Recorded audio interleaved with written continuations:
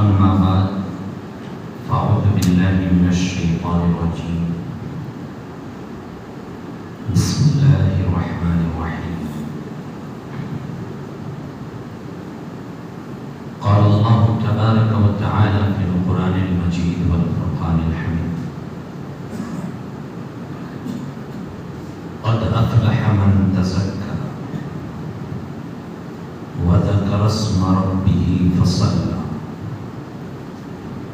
آمنت بالله صدق الله العظيم وبلغنا رسوله النبي الأمين المكين الحني الكريم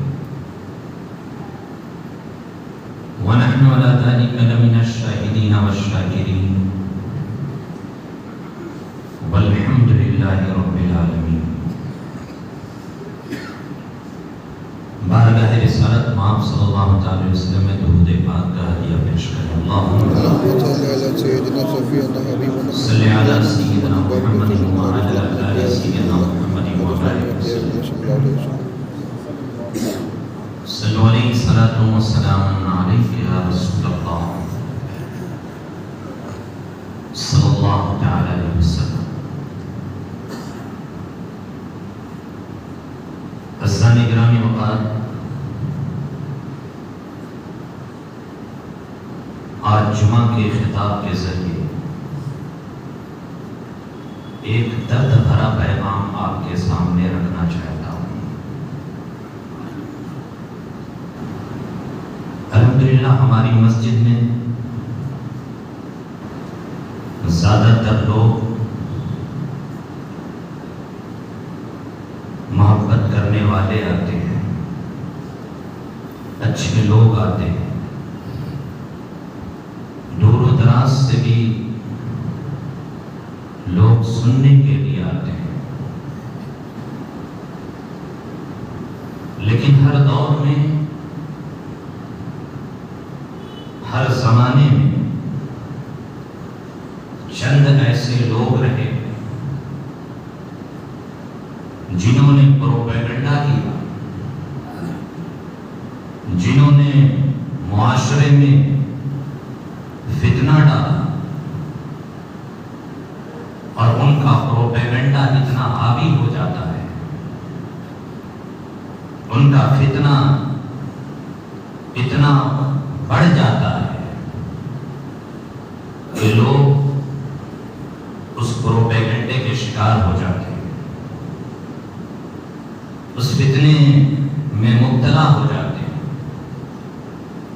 اور ایک اچھا خاصا نظام، ایک اچھا خاصا معاشرہ، ایک اچھی خاصی سوسائٹی ان کے پروپیگنڈے کی وجہ سے تباہ ہو جاتی ہے. آج ہم جس دور میں زندگی گزار رہے ہیں، لوگوں کے دلوں میں اتنی عداوت، نفرت کی آگ جل رہی ہے، زہریلی زبان لیے گھوم رہے،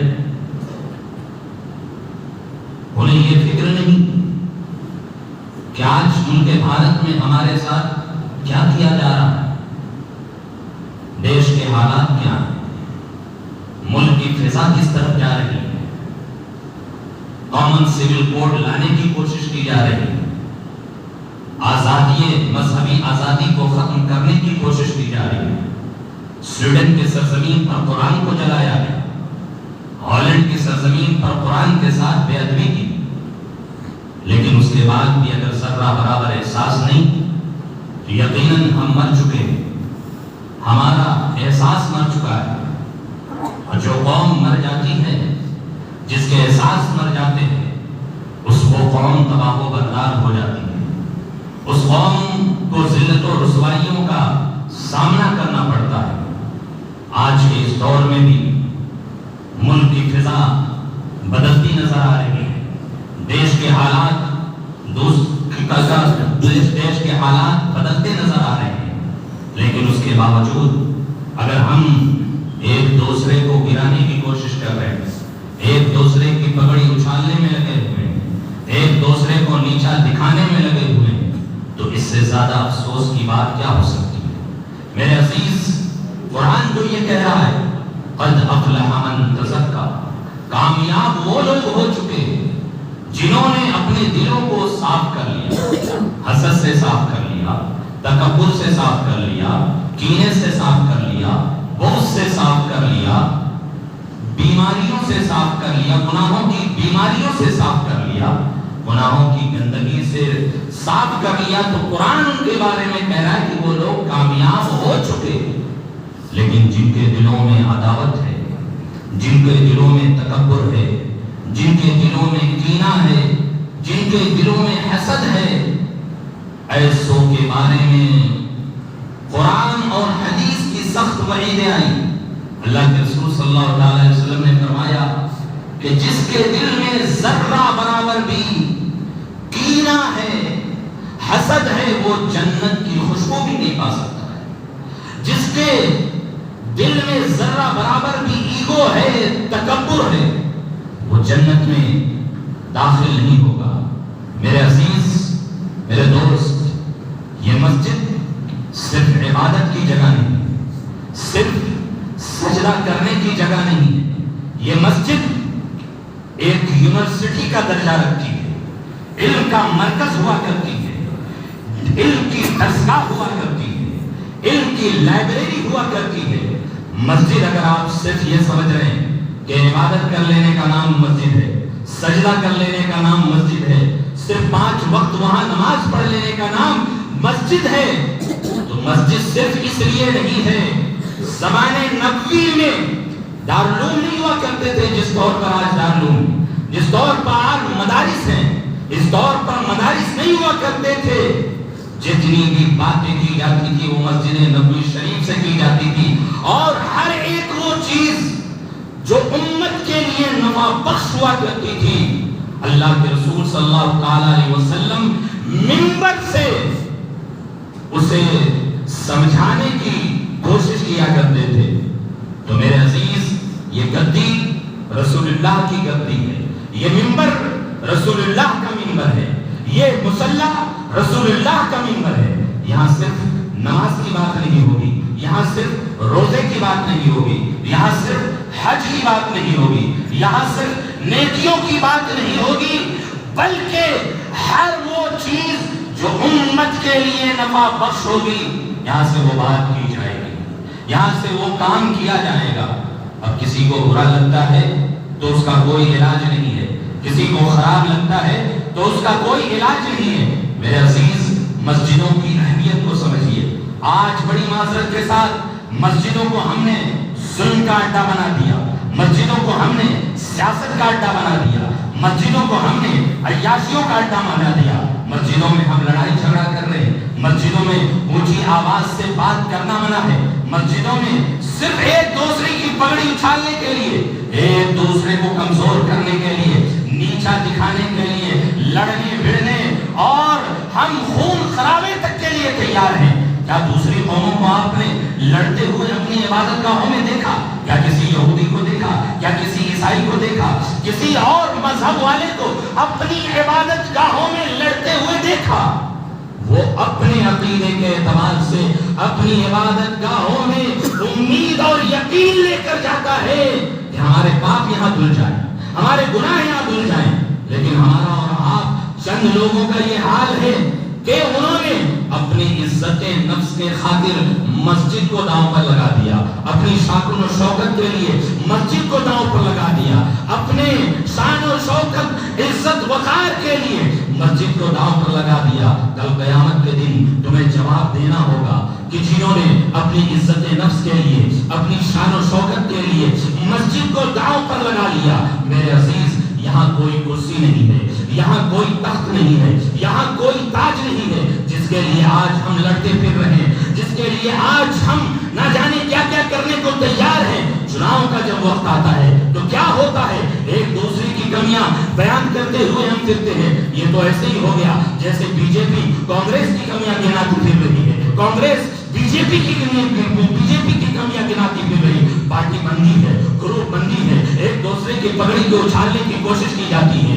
ایک دوسرے کو نیچا دکھانے کی کوشش کی جاتی ہے، ایک دوسرے کی کمیاں بیان کی جاتی ہے، صرف اس لیے کہ ہم مسجد کے صدر بن جائیں، صرف اس لیے کہ ہم مسجد کے سیکریٹری بن جائیں۔ تو مسجد تو اس لیے نہیں ہے کہ یہاں آپ آ کر صدر بنے، دوسرے کو دکھا کے کمزور کر کے، دوسرے کو ذلیل و خوار کر کے، دوسرے کو رسوا کر کے۔ مسجد اس لیے نہیں ہے، مسجد اس لیے ہے کہ یہاں آ کر آپ خدمت کریں۔ اللہ نے اگر آپ کو خدمت کا موقع دیا ہے تو یہی کیا کم بڑی سعادت ہے کہ آپ کسی کے گھر کے نوکر نہیں بلکہ رب ذوالجلال کے نوکر ہیں۔ سبحان اللہ، سبحان اللہ۔ رب ذوالجلال کے خادم ہیں، اس سے بڑی کوئی اور سعادت نہیں ہو سکتی ہے، اس سے بڑی اور کوئی اعزاز کی بات نہیں ہو سکتی ہے کہ رب کے گھر میں آپ کو خدمت کا موقع ملا ہے۔ اور جب خدمت کا موقع ملا تو یہ آپ کے اوپر ہے کہ کس اخلاص کے ساتھ آپ خدمت کرتے ہیں، کس اخلاص کے ساتھ آپ رب کے گھر کی خدمت کر کے جنت حاصل کرتے ہیں۔ ایسا نہیں ہے کہ کوئی آ جائے تو یہ سمجھ رکھا ہے کہ شاید میں اللہ کے نزدیک بڑا پیارا ہوں، محبوب ہوں، اس لیے مسجد کا صدر بن گیا، مسجد کا سیکریٹری بن گیا۔ اللہ یہاں بہت سارے لوگوں کو آزمانے کے لیے لاتا ہے کہ تم دوسری جگہوں پر دھوکہ دیتے رہے، فریب کرتے رہے، چوری کرتے رہے، نہ جانے کیا کیا کرتے رہے، لیکن اللہ نے یہاں لایا، یہاں مسجد میں لایا، اس لیے تمہارا امتحان ہے، آزمائش ہے کہ کیا تم یہاں بھی تو کوئی دھوکہ نہیں دے رہے ہو، فراڈ تو نہیں کر رہے ہو، تم ایسا کوئی غلط کام تو نہیں کر رہے ہو اپنی واہواہی کے لیے، اپنی شان و شوکت کے لیے۔ تو اللہ رب العزت اگر یہاں کسی کو لاتا ہے تو یہ اس کے ساتھ آزمائش بھی ہو سکتی ہے، اور ہو سکتا ہے کہ وہ اللہ کا محبوب بندہ بھی ہو، اللہ کا نیک بندہ بھی ہو، جسے اللہ اپنی خدمت کے لیے لاتا ہے۔ میرے عزیزو، اس لیے مسجد کی اہمیت کو سمجھو، مسجد کی فضیلت کو سمجھو۔ اللہ کے رسول صلی اللہ تعالی علیہ وسلم فرماتے ہیں کہ مسجد کے قریب رہ کر جو لوگ مسجد نہیں آتے ہیں، مسجد کی دیواریں ان کے لیے بد دعائیں کرتی ہیں۔ کیوں؟ کیونکہ انہوں نے اللہ کے گھر کو ویران کیا، تو مسجد کی دیواریں یہ بد دعائیں کرتی کہ اے اللہ تو اس کے گھر کو ویران کر دے، کیونکہ اس نے تیرے گھر کو ویران کیا۔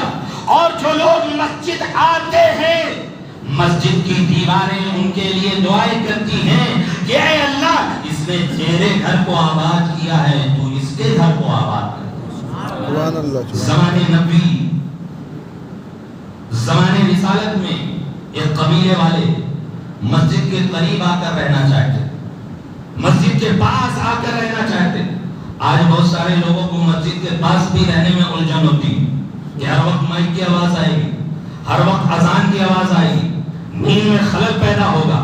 جب صبح مسجد سے سلام پیش کیا جائے گا فجر میں اور اذان ہوگی تو ہمارے نیند میں خلل واقع ہوگا۔ ذرا غور کرو میرے عزیز کہ آپ کا ضمیر کتنا مر گیا اگر کوئی ایسا سوچتا ہے کہ مسجد کے قریب اذان کی آواز کانوں سے ٹکرائے گی، سلام کی آواز کانوں سے ٹکرائے گی تو نیند میں خلل پیدا ہوگا۔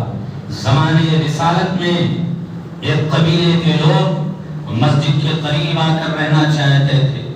اللہ کے رسول صلی اللہ علیہ وسلم کے مسجد جانے میں آسانی ہو، ہم جلد مسجد پہنچ جایا کریں۔ اللہ کے رسول صلی اللہ علیہ وسلم نے فرمایا تم قریب مت آ کر رہو، جہاں رہتے ہو وہیں رہو، کیونکہ جتنے قدم چل کے تم مسجد آؤ گے ہر قدم پر تمہیں ثواب ملے گا۔ سبحان اللہ، سبحان اللہ۔ ہر قدم پر تمہیں ثواب ملے گا۔ اس لیے اگر آپ دور رہتے ہیں تو مایوس نہ ہو، اگر آپ مسجد سے دور ہیں تو آپ مایوس نہ ہو کہ ہم دور رہیں، دور رہیں، چل کر آئیں، قدموں کے بل آئیں۔ کوشش یہ کریں ہر قدم پہ اللہ رب العزت صبر عطا فرمائے۔ میرے عزیز، مسجدوں میں اللہ رب العزت نے دنیا کی تمام برکتوں کو سمیٹ کر رکھ دیا۔ دنیا کی تمام برکتیں اللہ رب العزت نے مسجد میں سمیٹ کر رکھ دیا، اور یہ زمین کی جنت ہے، روئے زمین کی جنت۔ اس لیے مسجد سے اپنا تعلق مضبوط کیجیے، مسجد سے وابستگی آپ کی ہونی چاہیے، مسجد سے تعلق آپ کا ہونا چاہیے، مسجد سے آپ کا رشتہ مضبوط ہونا چاہیے۔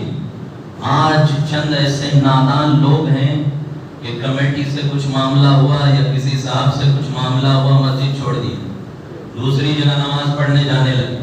حالانکہ حکم کیا ہے کہ اپنے آبادی کے محلے کی مسجد سب سے پہلے آباد کرو، پھر دوسری جگہ جاؤ۔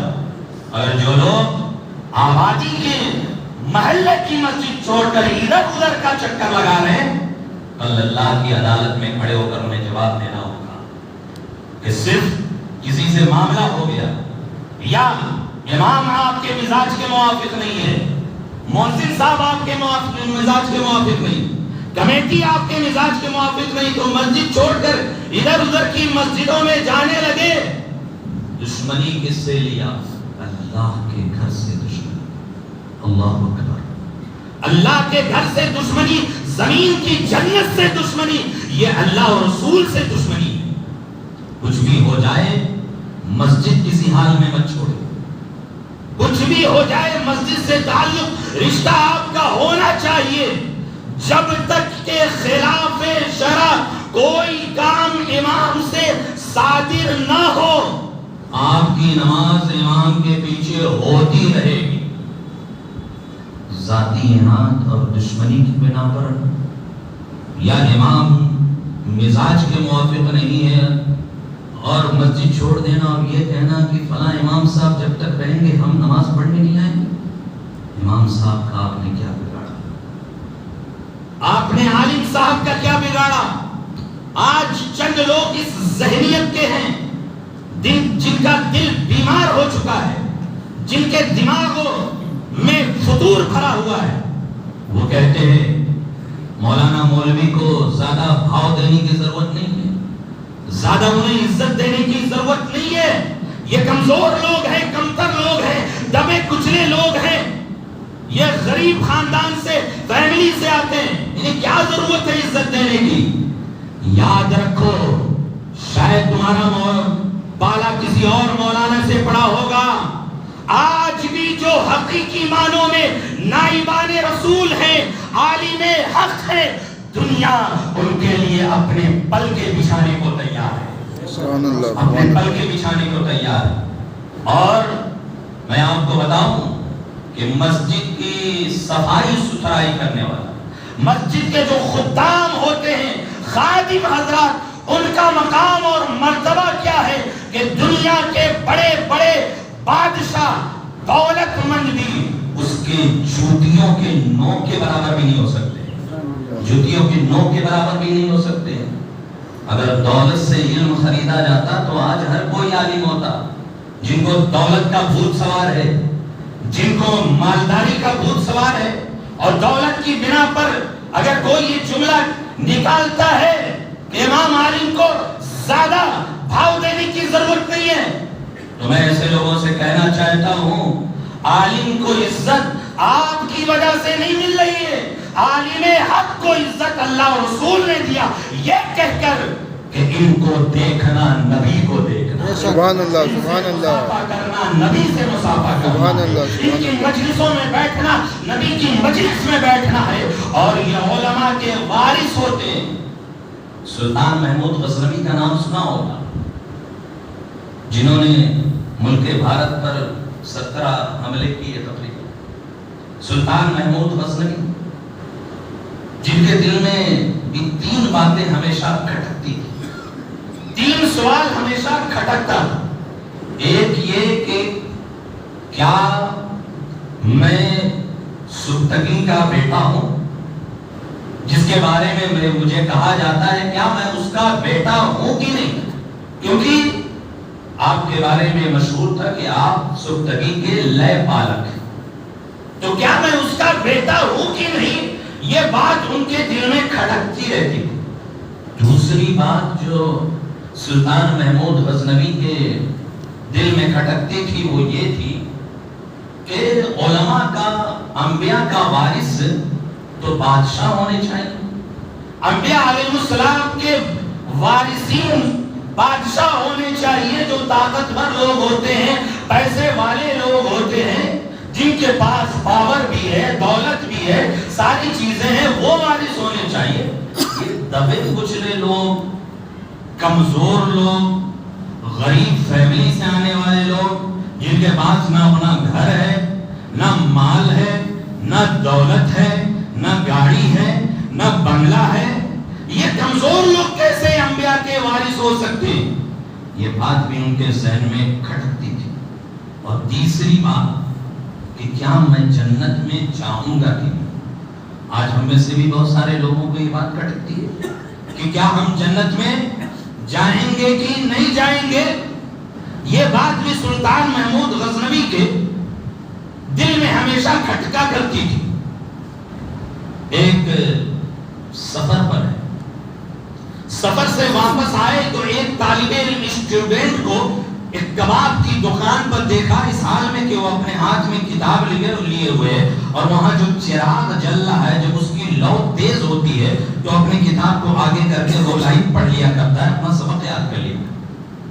اور زیادہ قریب بھی نہیں ہو رہا ہے کہ کہیں جو ہے دکاندار یہ کہہ کر ڈانٹ نہ دے کہ تمہیں جب کباب خریدنا نہیں تو میرے دکان کے پاس کیوں کھڑے ہو. تو چراغ کی روشنی لو تیز ہوتی، وہ قریب ہوتا، اور دو لائن یاد کر لیا کرتا تھا. سلطان محمود غزنوی سفر سے واپس آ رہے اور ان کے ساتھ خدام ہے، اور وہ لوگ جو مشعل چراغ لے کر چلا کرتے تھے، جیسے کہ شادیوں میں آپ دیکھتے ہوں گے کہ چند لوگ روشنی لے کر چلا کرتے اپنے سر پہ.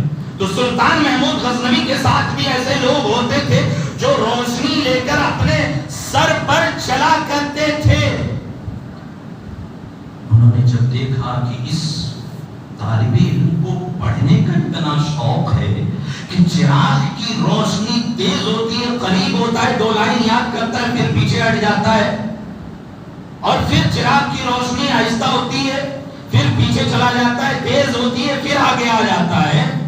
جتنے بھی خدام تھے جو روشنی کو لیے ہوئے گھوم رہے تھے، ان کو کہا کہ چراغ کی روشنی اس کو دے دو، اور اندھیرے میں اپنے گھر واپس پھر رات میں سوتے ہیں. قسمت کی معراج ہوتی ہے، مقدر کا سکندر جاگتا ہے. مصطفیٰ جان رحمت صلی اللہ تعالی علیہ وسلم خواب میں تشریف لاتے ہیں اور فرماتے ہیں محمود غزنوی، 3 سوال تمہارے ذہن میں ہمیشہ کھٹکتا ہے نا، 3 سوال تمہارے دل میں ہمیشہ کھٹکتا ہے، آج تینوں سوال کا جواب میں دے دیتا ہوں. اور ایک ہی جملے میں اللہ کے رسول صلی اللہ تعالی علیہ وسلم نے جواب دے دیا، اے سبکتگی کے بیٹے. یعنی ان کو یہ بات ذہن میں کھٹکتی تھی کہ کیا میں ان کا بیٹا ہوں گی. اے سبکتگی کے بیٹے محمود غزنوی، تم نے، اور کمزور دبے کچلے لوگ نبی کے وارث ہو سکتے ہیں کہ نہیں، وہ بھی دوسرے لفظ میں آپ سنیں، اے سبکتگی کے بیٹے تم نے نبی کے وارث کی خدمت کر کے جنت کو اپنے نام کروا دیا. سبحان اللہ، سبحان اللہ. جنت کو اپنے نام کروا دیا. میرے عزیز، ایک طالب علم کی کوئی خدمت کر دے تو اللہ رب العزت جنت اس کے نام کر دیا کرتا ہے. تو جو علماء حق ہیں، وارث انبیاء ہیں، نائبان مصطفیٰ ہیں، اگر ان کی کوئی خدمت کرے تو اللہ رب العزت اسے کتنا